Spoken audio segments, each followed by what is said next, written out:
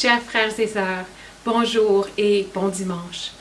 Je me réjouis d'être avec vous ce matin par la volonté de Dieu et de pouvoir avec vous m'abreuver à la fontaine de la source vive qui est notre Seigneur Jésus-Christ. Que la paix du Seigneur soit toujours avec vous.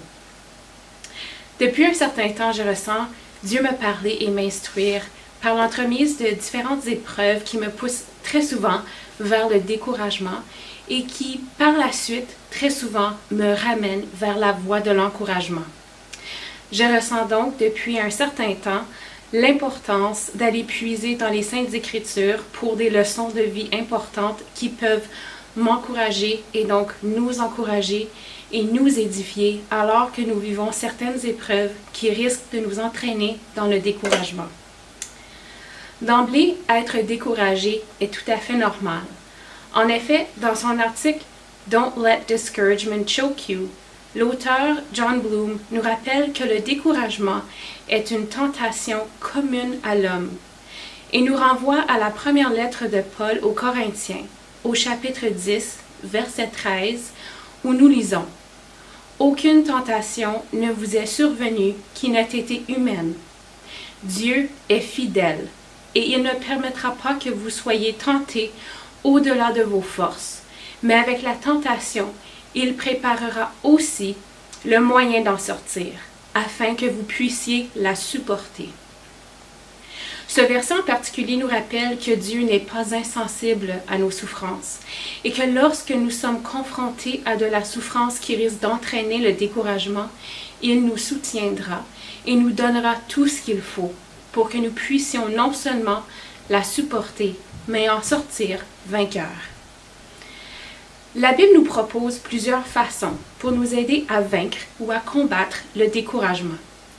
Aujourd'hui, j'aimerais m'attarder à 4 façons en particulier, soit le lâcher-prise, faire confiance, la modification de la pensée et la louange.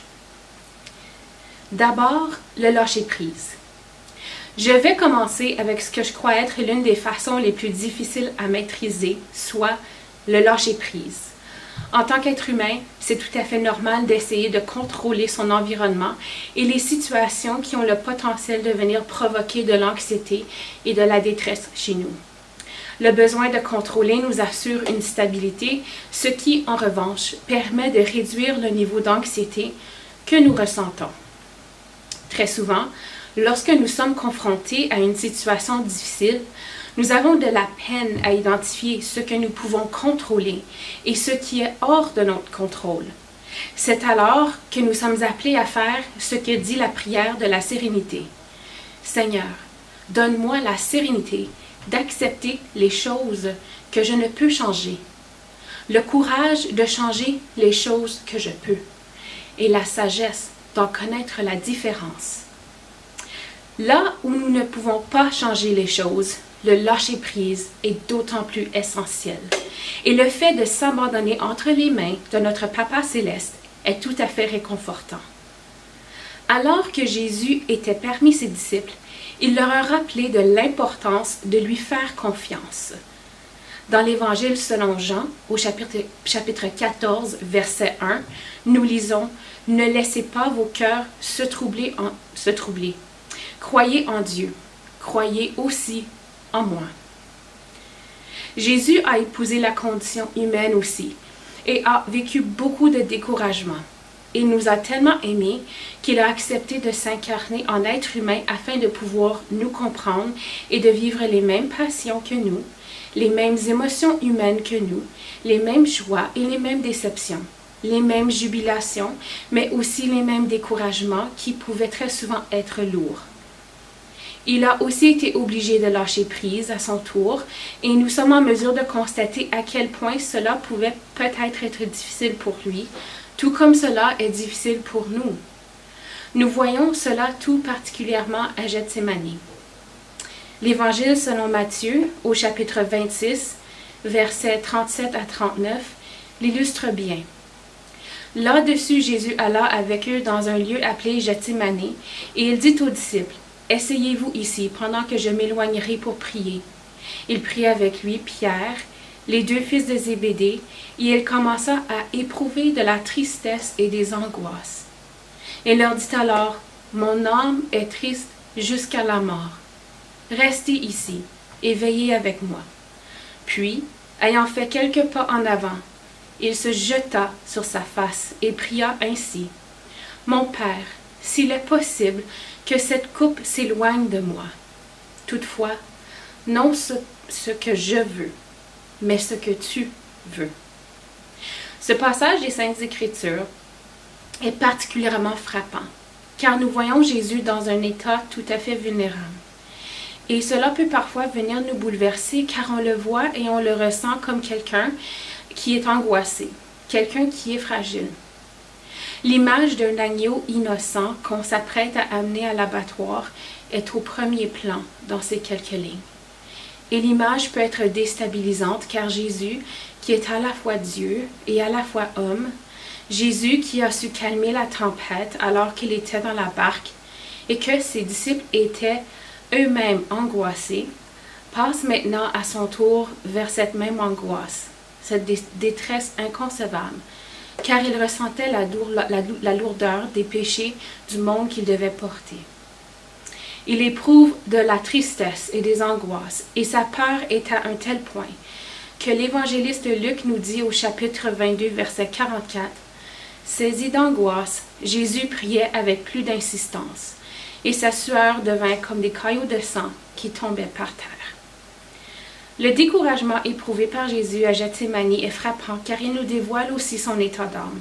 « Mon âme est triste jusqu'à la mort. » Triste, on se l'imagine, car la fin de sa mission s'approchait et il aurait sûrement voulu rester pour la poursuivre plutôt que de vivre la mort terrible qui l'attendait. Triste car il savait qu'il allait souffrir incommensurablement. Triste parce qu'il savait qu'il allait être abandonné par ses disciples et que Pierre allait le renier.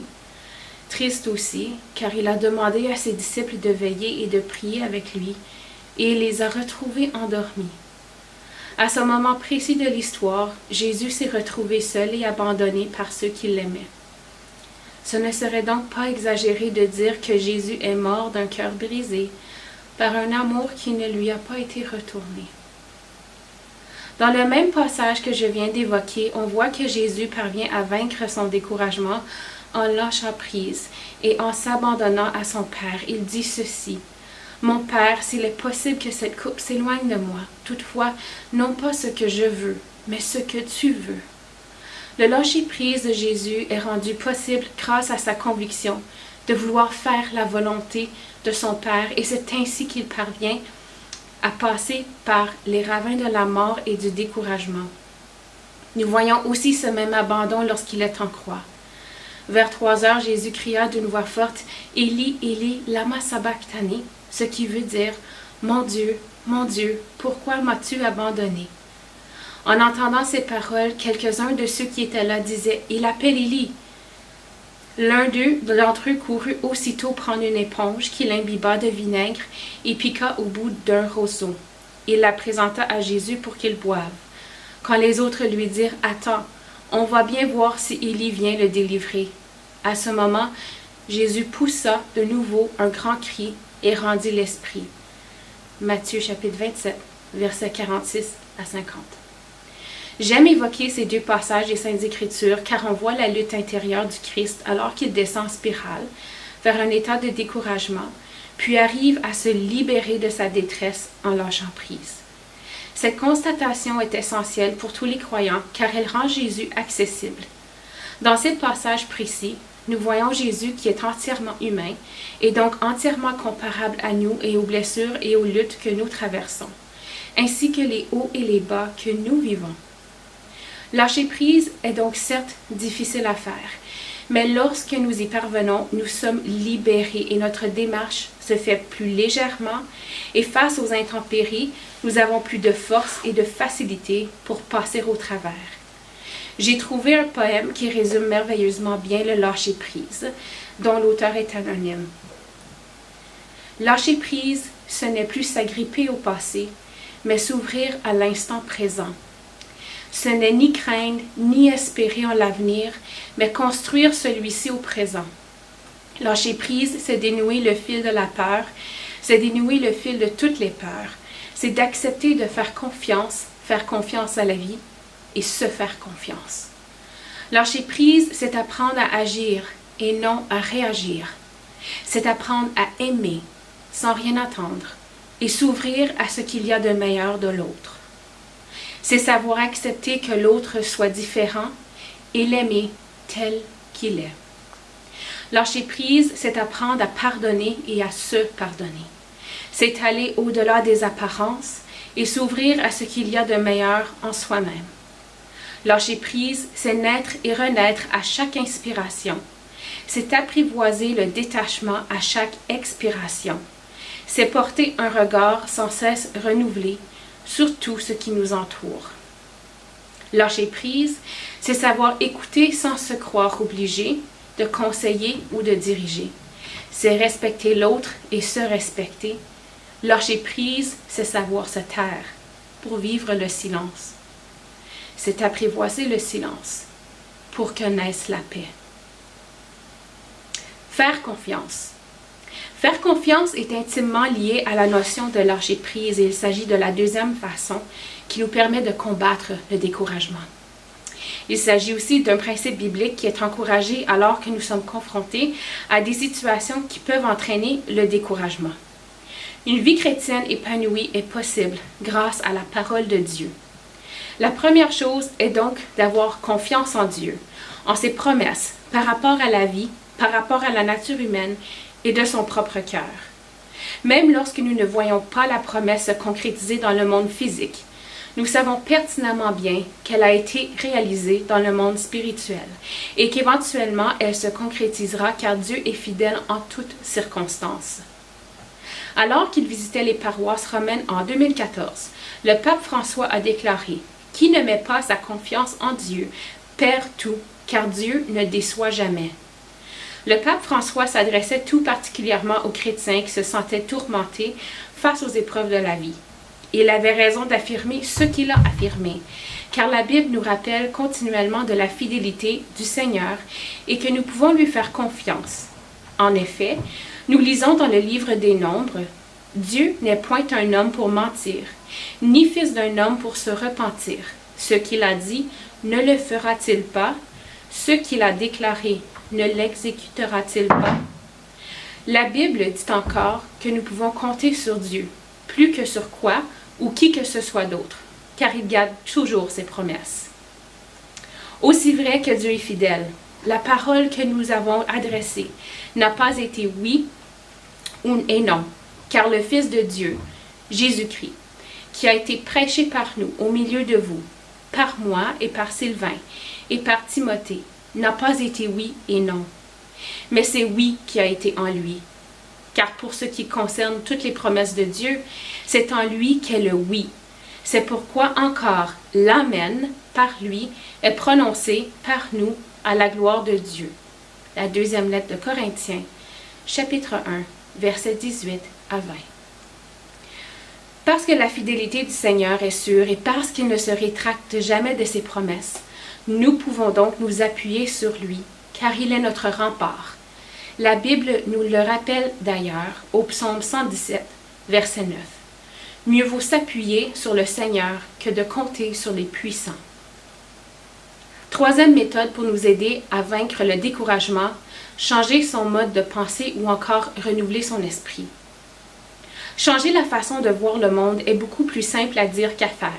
Mais pour ce faire, il faut que l'on s'engage dans un processus conscient et que l'on s'entraîne à changer d'abord nos pensées. En d'autres mots, tout prend racine dans la tête, dans l'esprit. Et si on est perpétuellement dans un état d'esprit négatif, on aura la tendance à vivre plus d'épisodes négatifs et défaitistes. Pourquoi? Tout simplement à cause de notre propre perception. Les événements négatifs de notre vie sembleront pires que ce qu'ils sont réellement, tandis que les événements positifs de notre vie seront minimisés. Dans son livre « The Battlefields of the Mind », la pasteure américaine Joyce Meyer nous rappelle de l'importance de faire cet effort conscient et qu'à partir de ce même effort, aussi minime soit-il, un changement positif s'opérera. Son livre, en effet, nous instruit comment faire pour combattre les pensées de doute, d'inquiétude, de confusion, de dépression, de colère et de condamnation, qui sont toutes des attaques contre notre esprit. Prenons alors l'exemple de notre monde actuel. Depuis le début de la pandémie, on remarque un peu partout des images d'arc-en-ciel avec la devise « Ça va bien aller ». Et c'est d'ailleurs la manière dont on doit se positionner, en toutes circonstances, mais surtout maintenant que nous vivons dans des temps incertains. Car il faut se l'avouer, une pandémie qui a eu un impact mondial, un virus dont on a de la grande difficulté à maîtriser, à isoler et à traiter, nous propulse ipso facto dans un état probable d'anxiété et pour plusieurs de détresse. Mais imaginez si, à la place d'un arc-en-ciel, on avait une image d'une tête de mort, avec la devise « Ça va mal aller » ou encore « Il n'y a aucune raison d'espérer, la fin des temps approche ». Posez-vous la question et soyez honnête avec vous-même. Préférez-vous voir un arc-en-ciel avec la devise « Ça va bien aller » ou préférez-vous voir une tête de mort avec la devise « Il n'y a plus raison d'espérer ». Je pense qu'au fin fond de votre cœur, vous allez découvrir que vous préférez de loin l'arc-en-ciel et les paroles qui encouragent et qui édifient en temps de crise à la place d'une tête de mort et des paroles qui découragent et qui déstabilisent. Si on se permettait d'afficher publiquement des images négatives, j'ose croire que l'état actuel de notre monde serait pire de ce que nous voyons et vivons actuellement. Dans un article publié dans le HuffPost en 2014 sur la puissance des mots, nous lisons ceci. Words are singularly the most powerful force available to humanity. We can choose to use this force constructively with words of encouragement or destructively using words of despair. Words have energy and power with the ability to help, to heal, to hinder, to hurt, to harm, to humiliate, and to humble. Et en français, la traduction libre de ce que je viens de citer serait ce qui suit. Les mots sont singulièrement la force la plus puissante dont dispose l'humanité. Nous pouvons choisir d'utiliser cette force de manière constructive avec des mots d'encouragement ou de manière destructive avec des mots de désespoir. Les mots ont une énergie et un pouvoir qui ont la capacité d'aider, de guérir, mais aussi de nuire, de blesser et d'humilier. C'est pour cette raison que je suis fière qu'en tant que collectivité, nous avons décidé de se positionner de telle façon de pouvoir s'encourager mutuellement. Effectivement, ça va bien aller. Je le répète, ça va bien aller. Je vous encourage aujourd'hui à répéter cette même vérité, car elle est contagieuse, pour ne pas faire un mauvais jeu de mots. Elle est édifiante et elle vient attiser le feu de l'espoir dans nos cœurs. Et c'est d'autant plus important alors que nous sommes confrontés à une situation incertaine. L'espoir qui est véhiculé par des paroles positives nous permet d'avoir un point d'ancrage afin que nous puissions retrouver un certain sens à nos vies et une stabilité. Ce principe de changer le mode de pensée ne date évidemment pas d'hier.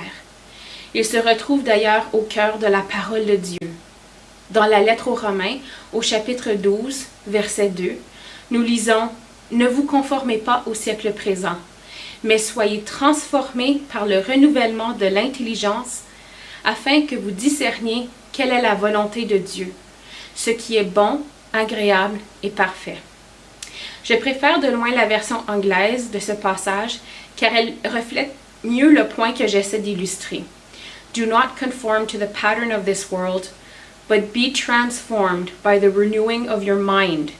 Then you will be able to test and approve what God's will is, His good, pleasing, and perfect will. » Tout est donc une question de perception et comment vous voyez les choses.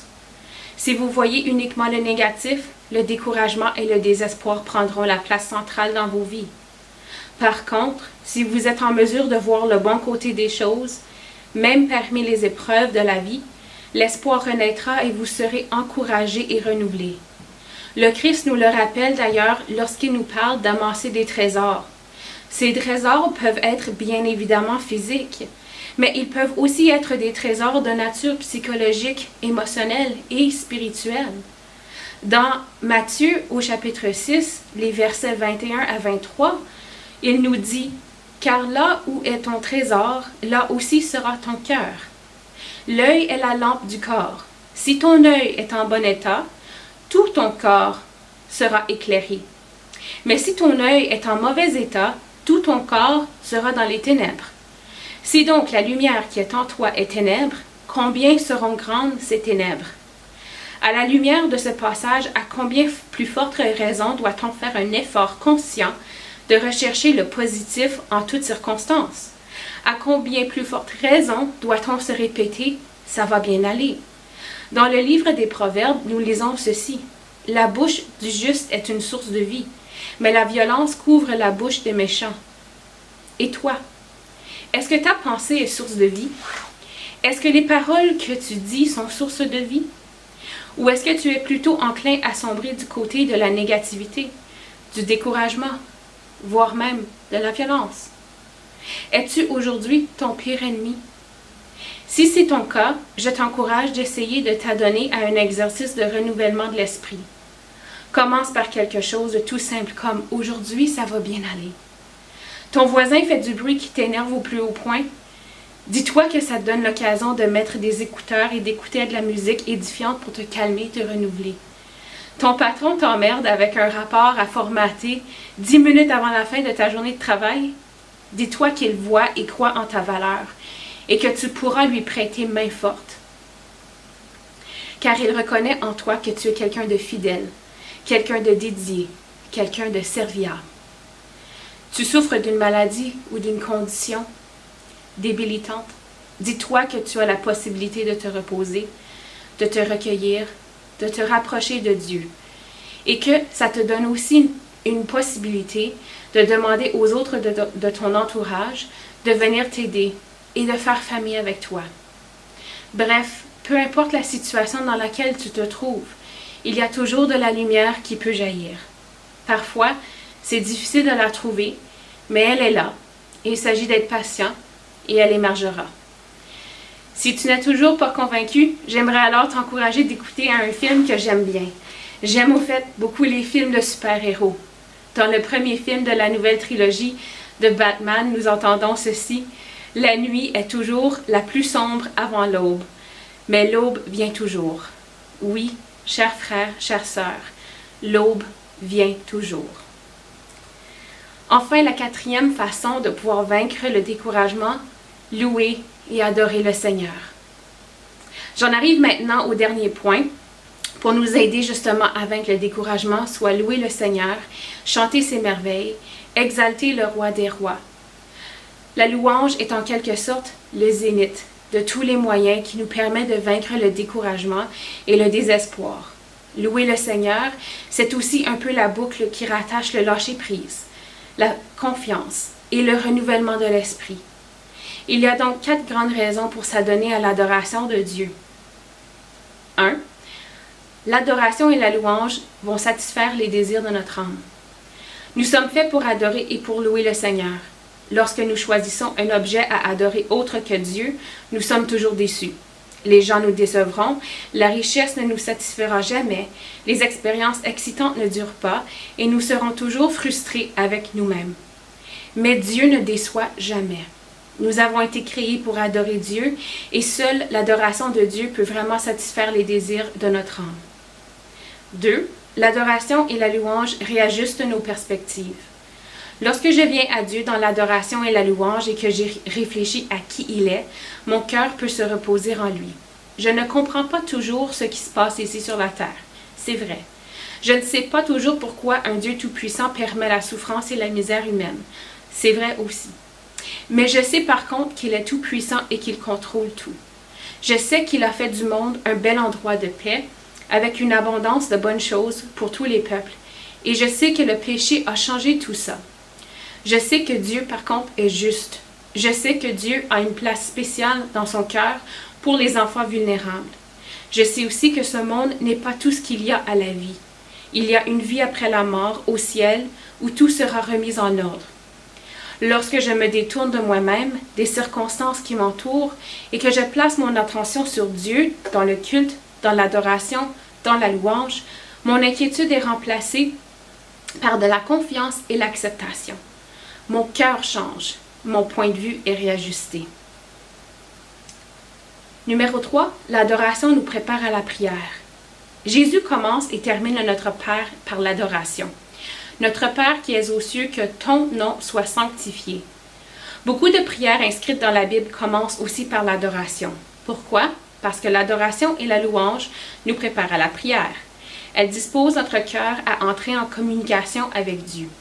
Elle nous aide aussi à aligner nos pensées sur Dieu, de sorte que lorsque nous faisons des demandes et rendons grâce, nous pouvons savoir que nous prions selon sa volonté.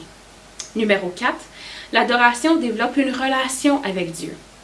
Dans le livre Spiritual Disciplines for the Christian Life, Donald Whitney dit « Plus nous nous concentrons sur Dieu, plus nous comprenons et apprécions à quel point il est digne. Il est impossible d'avoir une relation avec notre grand Dieu créateur si nous ne savons rien de lui.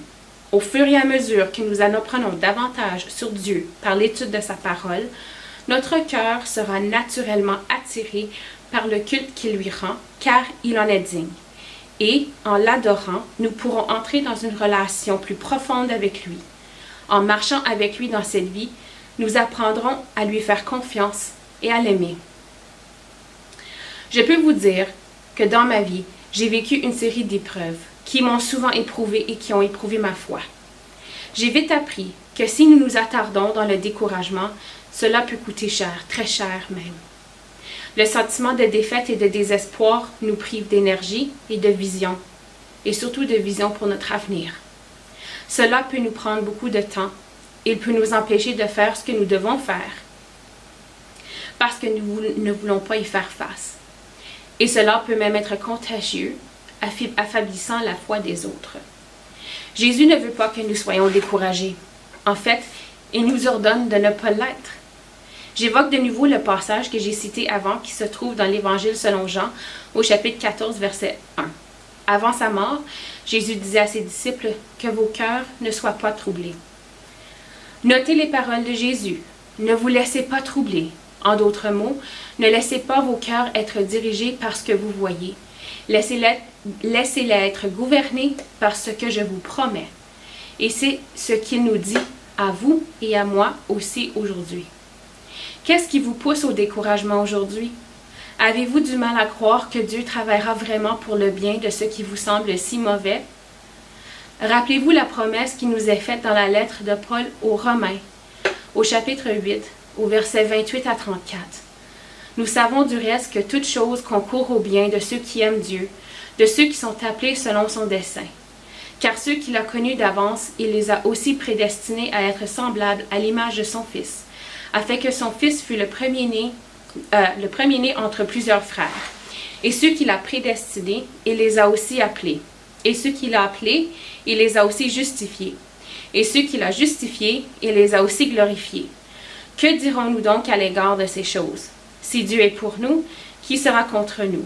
Lui qui n'a point épargné son propre Fils, mais qui l'a livré pour nous tous, comment ne nous donnera-t-il pas aussi toutes choses avec lui? Qui accusera les élus de Dieu? C'est Dieu qui justifie. Qui les condamnera? Christ est mort, bien plus. Il est ressuscité. Il est à la droite de Dieu. Il intercède pour nous. Êtes-vous découragé aujourd'hui? Je vous exhorte, chers bien-aimés, ne laissez pas votre cœur se laisser dominer par ce que vous voyez. Laissez-le être dirigé par ce que Jésus vous promet. Je vous ai dit ces choses, afin qu'en moi, vous ayez la paix. Dans le monde, vous aurez des tribulations. Mais prenez courage, j'ai vaincu le monde.